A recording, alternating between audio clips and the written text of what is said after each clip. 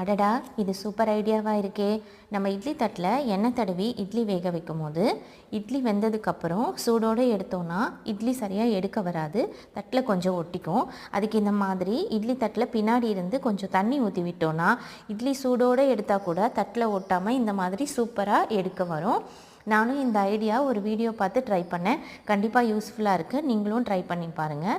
இட்லி தட்டில் எண்ணெய் தடவாமல் துணி போட்டு வேக வச்சோன்னா நம்மளால் சூடோடு ஈஸியாக எடுக்க முடியும். ஆனால் அது ஒரு தடவையும் அந்த துணியை வாஷ் பண்ணி வெயிலில் காய வைக்கணும், இல்லைனா ஜெர்ம்ஸ் வந்துடும். நான் எப்போவுமே எண்ணெய் தடவி தான் வேக வைப்பேன். அதே மாதிரி இந்த குழந்தைங்களுக்கு ஒரு தட்டில் மட்டும் நெய் தடவி வேக வச்சோன்னா நல்ல வாசமாக இருக்கும். நம்ம இட்லி தோசைலாம் செஞ்சதுக்கப்புறம் அந்த கரண்டியில் இருக்க மாவை நல்லா வழித்து விட்டுட்டு அந்த டப்பாலையும் உள்ளே இருக்க மாவெலாம் நல்லா வலித்து விட்டுட்டு ஃப்ரிட்ஜில் வைக்கணும். இல்லைனா அடுத்த தடவை நம்மளுக்கு எடுக்கும் போது புளிச்ச வாசம் வரும். வீடியோ பிடிச்சிருந்தா லைக் பண்ணிவிட்டு சேனல் சப்ஸ்கிரைப் பண்ணுங்கள். தேங்க்யூ ஃபார் வாட்சிங்.